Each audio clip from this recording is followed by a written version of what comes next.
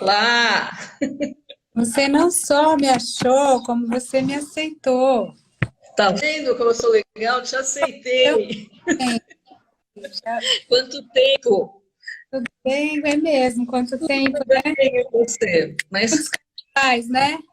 Mas conseguimos nos encontrar, nem que seja nesta janelinha. É verdade, é esse quadradinho, né? É um quadradinho. A gente sabe que as pessoas estão aí, mas a gente não as vê, né? É um outro Hum, universo mesmo, né? hum, E também diz da pandemia, né? Bom, uhum. então, dizer, pessoal, você tem um horário aí, que a gente vai fazer uma live um pouquinho mais curta, que aí também a gente fica com um gostinho de quero mais e fica com uma segunda oportunidade aí para que você volte quando você tiver uma agenda, que eu sei da sua agenda, né? Hum. Bom, gente, eu vou tentar desativar os comentários aqui e vamos lá. Bom, Maria Homem é psicanalista, possui graduação em psicologia pela USP, mestrado em psicanálise estética pela Universidade de Paris 8 e doutorado em teoria literária e literatura comparada pela USP. Professora da FAP, no curso de comunicação e marketing, autora de Coisa de Menina, Contar do Caligares, pela editora Papiros, e No Limiar do Silêncio e da Letra, traços de autoria em Clarice Lispector, editado pela Boitempo. Bom, no tema Reinvenção em Tempos de Pandemia. Reinvenção. Segundo o dicionário, é uma ação ou efeito de reinventar. Substantivo feminino. Recriar, refazer, renovar algo que já existe. Reinventar seria um clichê, uma buzzword, ou seja, um jargão. Reinvenção. Reedição do velho, uma aposta no novo, mais do mesmo, um pensar fora da caixa. O fato é que reinvenção passou a valer para tudo. Moda, literatura, política, psicanálise. Em tempos de pandemia, o reinventar-se virou palavra de ordem. Reinvenção está intimamente ligada à subjetivação de uma época e ao processo de subjetivação do sujeito, ao ato falho. Algo que diz da cultura. Podemos pensar na reinvenção da intimidade, dos afetos, para pensar os tempos de subjetividade sombria, solidão, angústia, depressão, paixão, e as políticas de sofrimento cotidiano, como propõe o Christian Dunker em seu livro. Reinvenção como cuidar de si, como propõe Michel Foucault. E a reinvenção em tempos de capitalismo, que alça a todos a condição de empresários para mascarar a falência das relações trabalhistas e a falta de empregos. Reinvenção pode ser especialmente um poema de Cecília Meirelles, que diz que a vida só é possível reinventada. Alguns especialistas já dizem que reinventar é coisa do passado. A moda agora é camelar. Palavra. Levantei, agora corta. Bom, então, foi um prazer. Tá tudo dito, né? Tá tudo dito. Não, agora queremos te ouvir. Você veio por várias vertentes. Então, ó, eu sou um bicho cabreiro, sabe como é? Meio desconfiado, assim. Eu acho que é um pouco a natureza e um pouco a prática do ofício, né? Porque eu acho que a posição... Vou fazer um preâmbulo aqui, tá? Eu não estou fugindo da raia, mas vou Eu chegar. sei que você chega lá, você sempre chega. Mas eu quero... então, assim, eu acho que a própria posição, entre a posição epistêmica mesmo e ética da psicanálise, eu acho que ela só pode se dar em algo que eu vou chamar de uma beirada cética. Então, não existe um analista que escute sem um certo ceticismo, no sentido rigoroso do termo, a filosófico do termo. Então, você nem diz não é, nem você já sabe a priori, isso não, ele está enganado, isso é delírio, isso é equívoco, isso é sintoma, isso é, né? E a gente pode pecar por aí, porque a gente já está num lugar do contraponto, O próprio lugar da psicanálise já é de dizer não, isso não, pela própria posição de escuta do inconsciente, então você sempre vai ter uma posição de um início dessa dialética que vai negar, né? Então vai falar, opa, peraí, tô desconfiado. O que isso quer dizer? Você sonhou com casa? Não é casa. Sonhou com camelo? Não é camelo. O que é isso? Não. Então, eu diria sim, a gente pode ter esse vício, né? Mas aí a gente não estaria nem aí, nem na negatividade, nem na dúvida já clara, na certeza do não, nem na crença. Sobretudo, não na crença. Então, a gente não faz parceria, não entra em dualismo, não entra em lugar de acreditar em tudo. Então, é muito complicado, por exemplo, um enunciado do tipo psicanálise espírita, né? Isso é fácil. É fácil, que não preciso me alongar aqui. Aqui é para os iniciados, então isso, ok, a gente, né? Mas assim, uma psicanálise ultraconsumista, ou crente na publicidade, e crente nos ideais que estão por aí, que são da lógica do clichê, também fica estranho, né? Sabe aquela pessoa muito encaixada? Aí você fala, bom, como é que se dá, né? Então, o próprio lugar de escuta analítica, ele já vai, como você bem colocou, já vai dizer reinvenção, né? Como é que a gente, então, que apropriação, o que é reinventar? Sim, aí eu tô com a Cecília Meirelles, sem dúvida. A gente é essa coisa estranha e dupla, que ao mesmo tempo é repetição, que não tem saída, né? Não tem saída. Então, poxa, a gente é profundamente repetição. A gente é aquilo que nos moldou, a gente repete os significantes, a gente tem o estilo, os trejeitos, a boca, a voz, a gente copia. A gente é identificação precoce, primária. A gente é traço do outro. Então, a gente é, sim, obediente a isso, sem saber. E o pior é que você pode fazer anos de análise. Você pode fazer o que você quiser, vai ter o resto. Vai ter aqueles restinhos que a gente já sabe. A arte é você pegar esses tijolinhos inultrapassáveis e modelar ou grafitar. Grafitar. Aí eu diria, tá. Então, eu diria que a Cecília, que eu gosto, eu tô com ela, mas é otimista. Sua vida reinventada. Sim, é verdade, acho que sim. Isso é que a gente é cópia, mas não é cópia pura. Nem gêmeo. Não tem.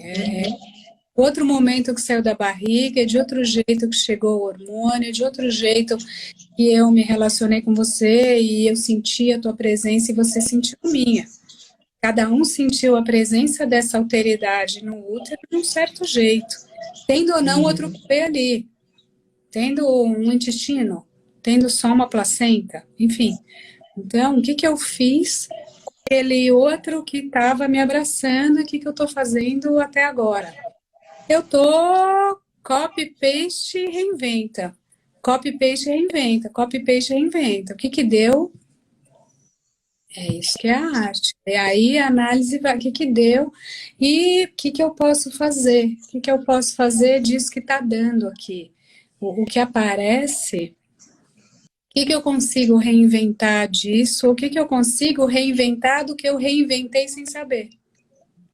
Então é copy, paste, reinventa. Aí você fala, nossa, peraí, o que eu estou fazendo da minha vida? Porque você já está inventando alguma coisa, sabendo ou não. Mesmo que você esteja copiando obedientemente, isso já é um jeito de inventar o que deu para você reinventar. O seu jeito de invenção é pelo estilo da segurança da cópia.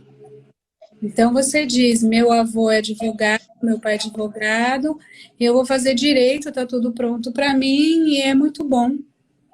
muito seguro, muito nobre, vou fazer um concurso público, ou, enfim, ou você diz que a insegurança dos teus pais é muito louca, que isso é insuportável, que ser artista era coisa de hippie dos anos 60, não dá mais para você e seus pais, você vai fazer o concurso público.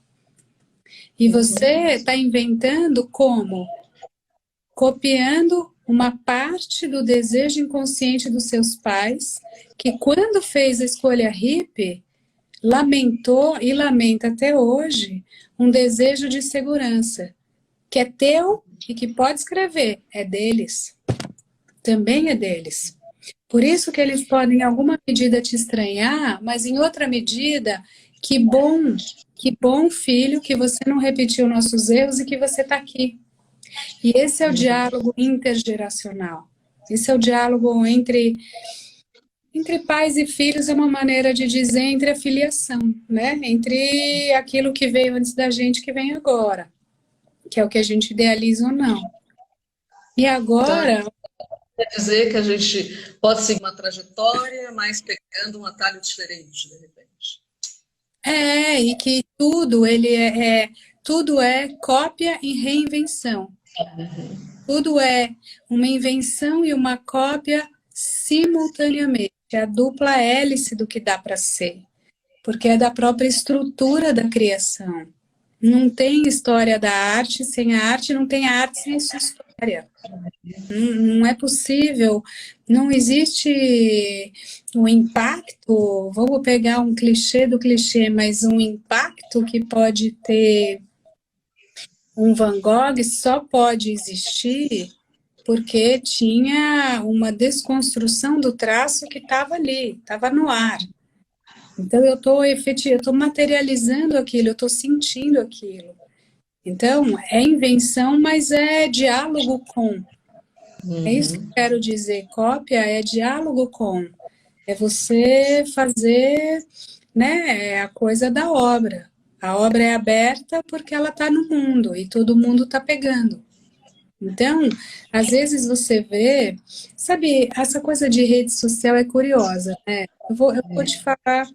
Aliás, eu ia falar uma coisa, lembrei de outra. Mas, assim, o que eu ia falar é o seguinte, que às vezes, tá, então fiz um vídeo para o canal, legal, tá lá, e aí tinha uma frase, aí o pessoal que me ajuda vai lá e escreve um pedaço, coloca uma frase, aí a galera começa a circular alguma coisa que eu citei, que eu estou falando aqui com você, e estou falando, por exemplo, tá, o Freud disse uma coisa que eu gosto muito, que eu repito, o eu não é senhor em sua morada. Aí eu já vi assim, ó, o eu não é senhor em sua morada, Maria homem, amo ela. Então, é legal, eu acho legal, porque tanto faz a autoria.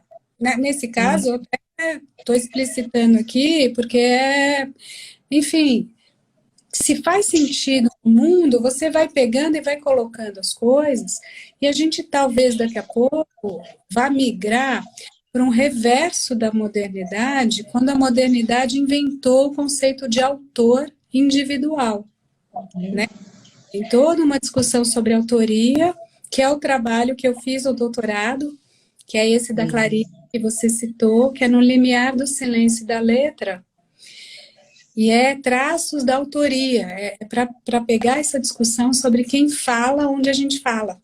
Então, é exatamente essa conversa sobre quem é sujeito da fala, qual é o lugar da fala. Então, a modernidade passou a assinar, uma modernidade, século XIII, XIV, porque antes era ali, quem fazia? O artesão fazia, a coletividade fazia.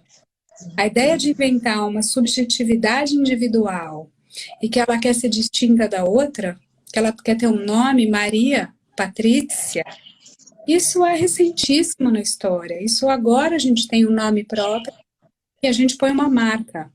E talvez a gente esteja caminhando por um tempo em que é indiferente essa marca.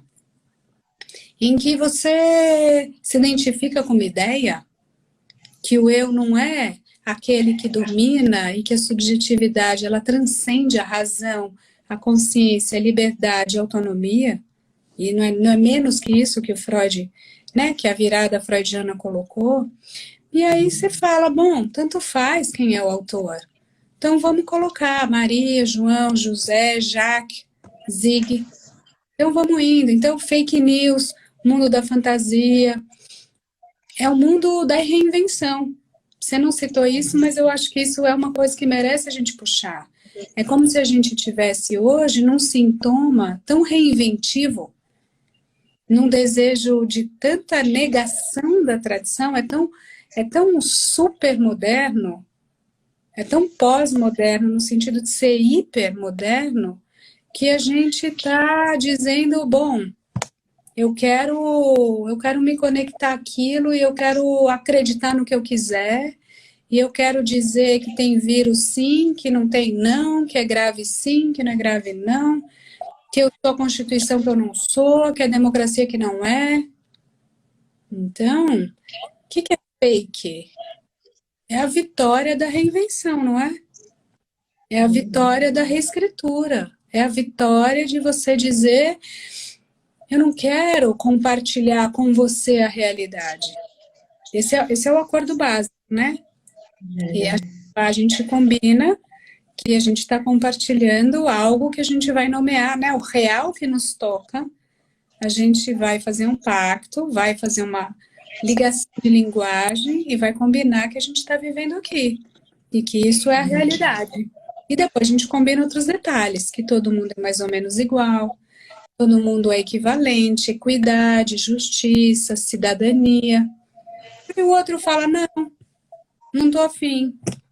Não estou afim, não, cidadão, não. Então, o pacto moderno, que era esse, de fazer a realidade compartilhada com a lei, com o Estado, né, chamado de direito, com a ideia de debate democrático, de todos somos iguais perante a lei, a gente vai fazer a grande conversação entre todos nós, igualmente sujeitos, homens, mulheres, nem se performou, nem existiu, e ao mesmo tempo a gente já está recusando.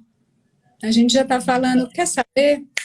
Eu vou dar uma reinventada aqui. Não gostei dessa vertente. Essa narrativa, não estou afim. Vou fazer uma outra, né? Enfim, por isso que eu digo, será que é a vitória da fantasia? Será que é a vitória do mecanismo central, do princípio do prazer, que é um pouco fantasmático, né? Que vai ficar, né, dizendo o que é o eu, que é prazer, e o não prazer está fora do eu? E a derrota do princípio da realidade, que operaria pela capacidade de pensar? Eu deixaria essa pergunta para começar aqui enfim, para encaminhar a conversa, né? Acho Uma complicado. reinvenção, por exemplo, de um mundo onde a Terra fosse plana, onde a gente pediria a volta do AI-5, onde o vírus não existiria, onde a gente poderia negar uma série de coisas. Sim, isso é o drama do Brasil agora, mas não só isso. Isso é profundo, isso está na nossa pele, isso é o que a gente vai conseguir fazer ou não nos próximos anos e nas próximas semanas para sobreviver. Mas, assim, eu vou inventar uma outra espécie, eu vou inventar um humano variado, cyborg. Então, esse universo de biotech, de inteligência artificial, de machine learning, de chips implantados na cabeça, de mudar a subjetividade, né, pelos eletrodos, pelos chips, pela medicação que está altíssima, né? A gente tá incidindo sobre os circuitos neuronais naturais. A gente já estava fazendo isso com todas as outras células. É que as sinapses são mais complexas, a gente não entende muito. Na verdade, mesmo o intestino é hipercomplexo, a gente não entende muito o que é biota e que tem neurônio no intestino. Então, assim, mas de qualquer maneira, vamos dizer que a pele a gente entende um pouco mais. A gente faz transplante, implante, costura. A gente já tem mais noção desse tecido aqui.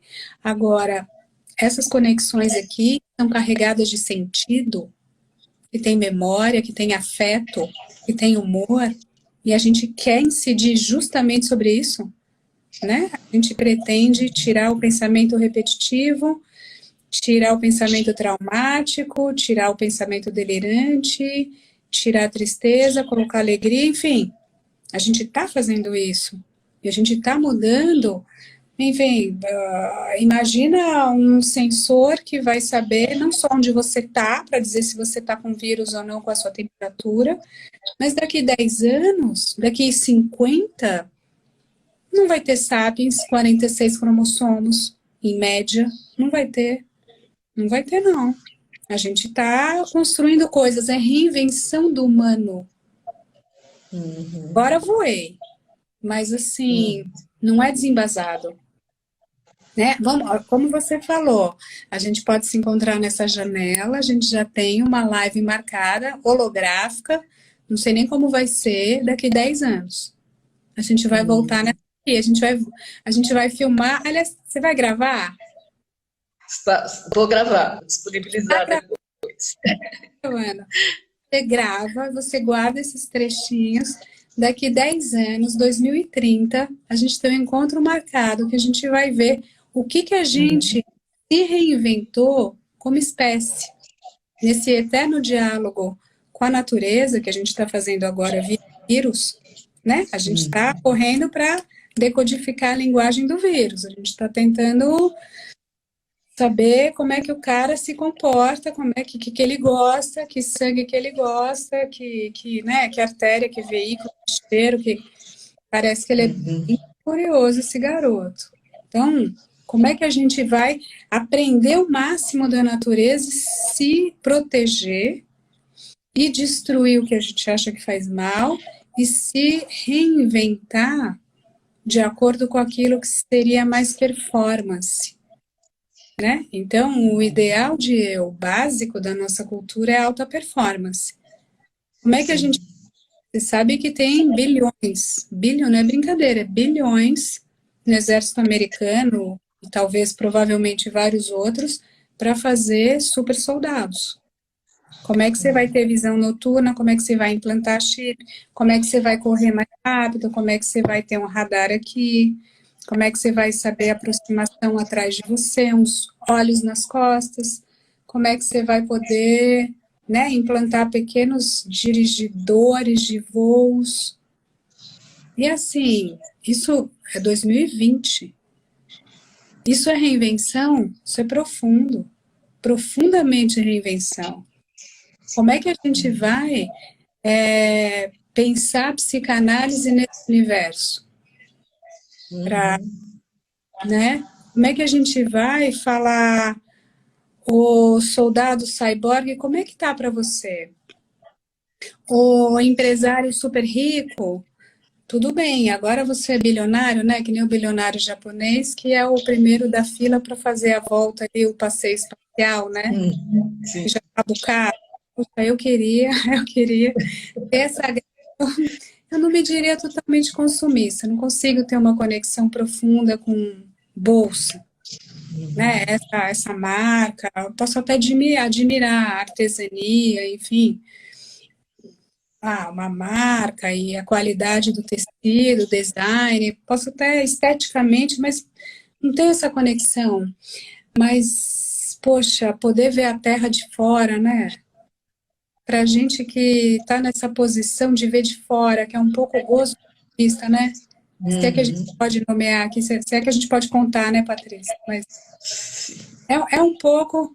Então, poxa, como é que você vai inventar a forma de você dizer para esse soldado, dizer para as pessoas com muito dinheiro, com pouquíssimo dinheiro, o que você sente? Qual que é a sua vida? O que você quer? O que você deseja? Que são as perguntas que a gente coloca, né? A gente está colocando esse tipo de questão, não é? Não é menos que isso. Que vida você está desenhando para você e continuamente reinventando. Agora, como nesta pandemia você está se reinventando?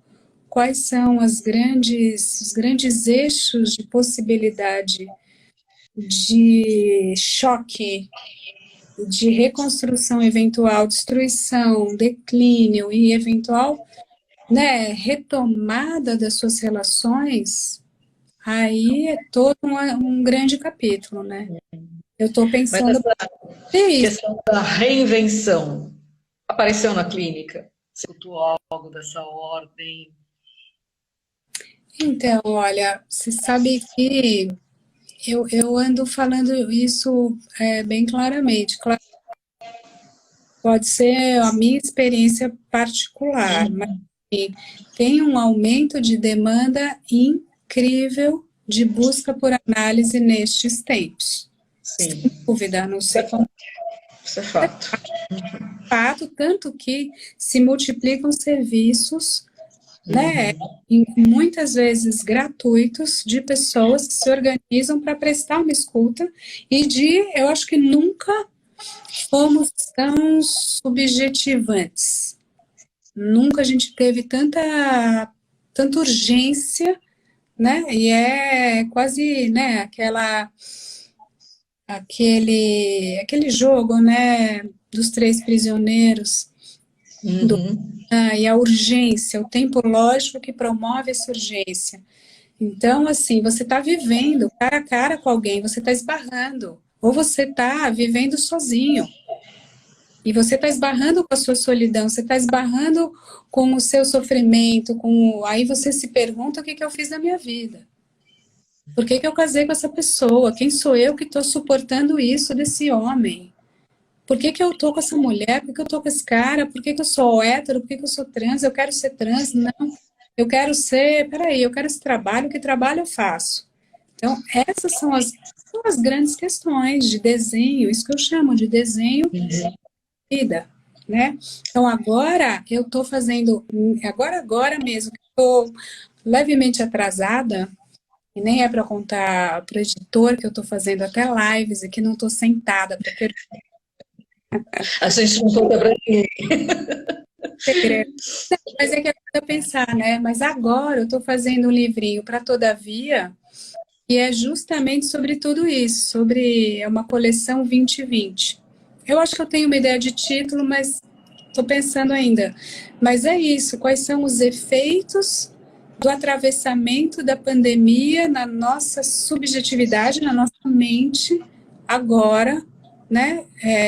Nesse ano tão báscula, sem dúvida, eu acho que é um ponto eu não sei se de reinvenção mágica e de transformação simplesmente porque a gente está vivendo uma coisa que é diversa, mas não sairemos iguais disso.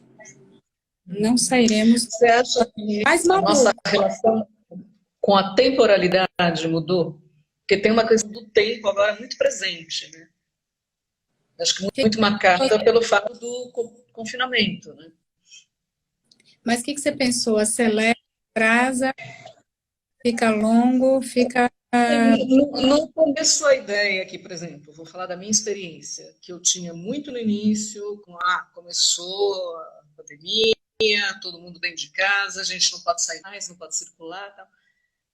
O primeiro impacto para mim foi de uma inércia, como se o tempo tivesse parado.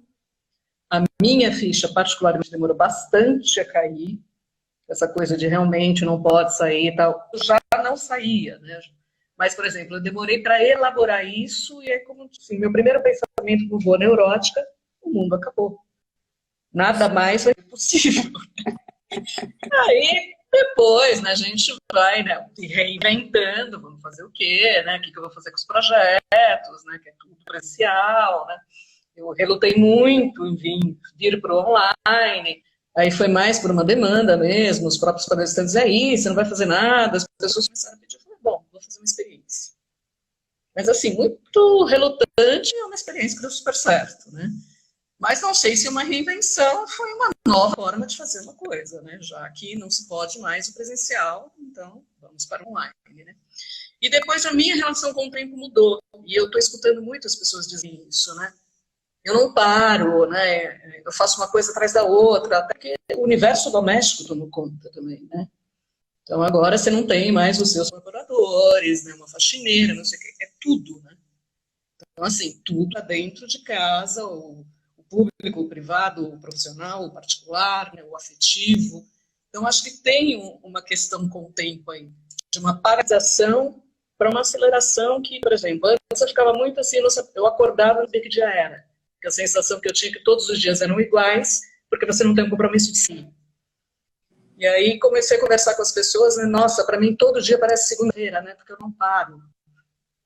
Então, eu percebi que tem uma coisa assim, muito louca com o tempo mesmo, né? Eu diria assim, tem uma coisa muito louca com o tempo e tem também uma coisa muito louca com o espaço. Hein? Então, quando você fez a pergunta, essa, assim, vamos desenhar uma premissa aqui para... Eu acho que a gente está experimentando outra... Isso talvez seja uma invenção real que isso vai trazer. Uma outra relação espaço, tempo, outro. Esse tripé, espaço, tempo, outro, isso vai sair transformado. Então, por exemplo, vou começar do espaço que é mais fácil. Assim, também uma outra experiência com as redes. Eu sempre atendi pessoas, para mim, o método de atender não foi tão inédito, porque eu sempre atendi pessoas de outras cidades. Ou outras cidades do Brasil, ou outras pessoas que estão em outras cidades do mundo. Então, já tinha alguma coisa do tempo diferente, porque qual é o fuso horário, seja por pessoas que moravam aqui e foram morar em outro lugar, pessoas que chegaram de outros lugares, né? Algumas, enfim, Japão, então segunda vai ser terça. Eu falo, tá bom, até segunda, até terça. É o mais legal, assim, Austrália. Então, é interessante isso, você saber que você está com outro, e assim, o que existe é o tempo, é o momento presente. É isso que existe. É o tempo presente, é o instante da vivência. As formas de categorizar, de ordenar o simbólico ao real. O simbólico que você desenha, entende? Segunda, terça, quarta, são as nossas estruturas. Isso não é o tempo. Isso é a ordenação imaginário-simbólica que a gente coloca sobre a vivência presente, sobre o tempo que é agora, porque o antes não era e o depois não será. Isso, tratados e tratados de filosofia para dizer isso. A perduração do instante passado no presente através da memória, né? E a Duret, e o Bergson, e o Proust, né? Que é a outra face do Proust, Bergson, e essa descoberta da virada para o século XX que vai recolocar o tempo como o átimo do instante, kairos, né? O momento oportuno, o tempo da oportunidade, que é o que a gente busca um pouco na análise. O corte é um pouco para pegar aquilo, para fazer a pesca, fisgar aquilo e precipitar uma nova consciência, um saber, um ato, na melhor das hipóteses, um ato na via desejante. Então, o que existe é isso, é o que se vive e o que vai se produzir como o próximo ato. Agora, o espaço, não só a casa, ficou espaço de tudo, o público, o privado, o integrado, o mais ou menos, o agora, o trabalho, o amor, o sexo, a comida, né? Fazer alguma coisa enquanto faz a outra. E assim, então, os espaços e as delimitações imaginariamente muito organizadas, que é o sonho de qualquer sapiens muito obsessivo, que somos nós, categorizantes, inteligentes, tudo isso está fluido. Então, assim, eu tinha um prurido de falar, bom, não, sábado e domingo não. Ou depois de tal horário, não. Então, às vezes eu me pego respondendo porque eu não tenho tempo, justamente porque eu não tenho, eu invado, e aí eu tenho que falar agora, porque eu não consegui falar com você antes, e era urgente, então eu vou te falar às 11 da noite. E aí eu pensava, a pessoa está dormindo, né? Mas agora a gente fala, ela desliga. Então eu vou falando. É 2 da manhã, é 3 da manhã, eu vou falando. Você me escuta quanto você puder. Então a gente vai indo. O que a gente está assumindo ao fazer isso? A gente está assumindo um lugar ultra solipsista, que é da condição humana mesmo, que a gente tá só a gente na nossa experiência e eu vou lançando essa experiência por aí. Quando você puder, você responde. Quando você puder, você não desligou? Ah, tá, seu problema. Então, eu vou indo. E o espaço, não só no interior da casa, mas nas cidades. Então, tem até uma história curiosa, olha só. Eu tenho essa coisa das redes, né? E de você fazer essa prática de conversar com as pessoas, de lançar, exatamente, de lançar uma fala e de deixar circular. Aí vem esses, enfim, e vem tem uma pessoa, é um homem, suponho, que sempre faz, toda vez que a gente solta qualquer coisa, um vídeo, uma live, uma coisa, tem sempre o mesmo comentário. Um beijo da Suíça. Eu já vi. Eu já vi. Já vi. Eu queria que ele soubesse que eu sei, mas saber, porque é muito de madrugada e na Suíça acho que ele com certeza está dormindo. E eu acho que ele, não sei o que ele sente, o que ele acha, o que ele pensa, para além do desejo dele de marcar que ele está ouvindo. Ele está marcando isso. Eu estou fazendo uma interpretação pública porque é uma fala pública, certo? Então, eu quero dizer sim, estou ouvindo. E assim, ele da Suíça diz o quê? Eu estou longe, mas eu estou perto. Né? Um beijo, porque ele supõe que eu não esteja na Suíça, por isso que é relevante. Eu não vou falar para você, Patrícia, um beijo do Brasil. Um beijo de São Paulo. Então, o que é isso? Tanto faz.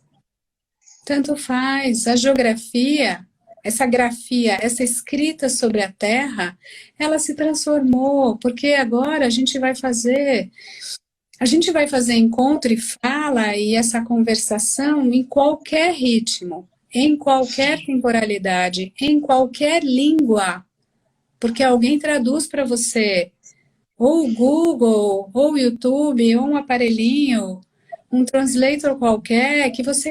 Então, assim, partículas, para fechar, partículas fluidas, falantes, cada uma no seu espaço-tempo, colocando as suas coisas, quase inventando suas realidades e reinventando suas escritas, suas narrativas, e no meio dessa ebulição de muitos inputs e vetores, a gente se encontra.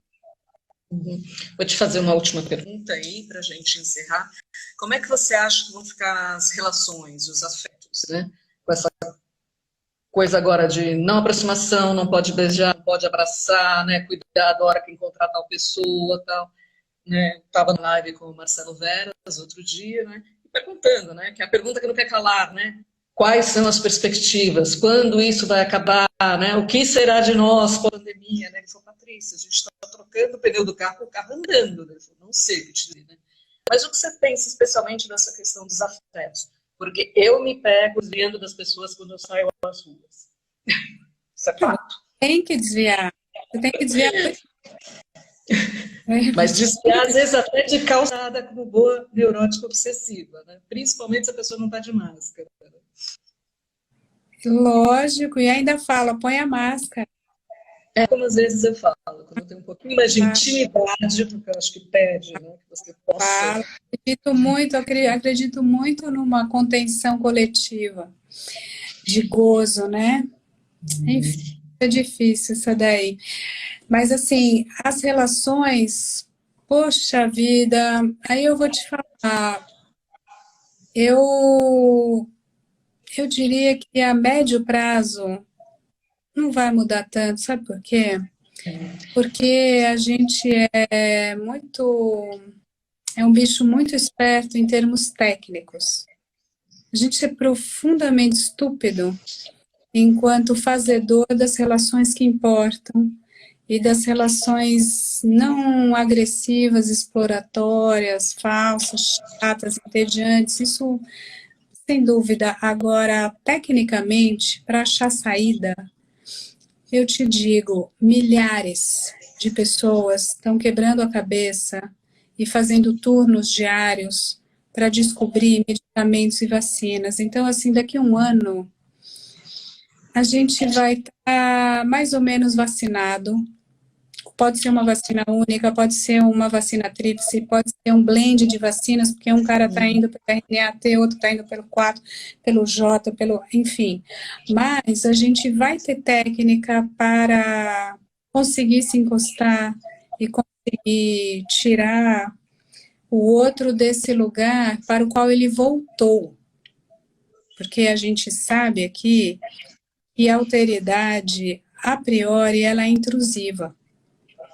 Por isso que somos todos paranoides. Por isso que a gente tem, não é?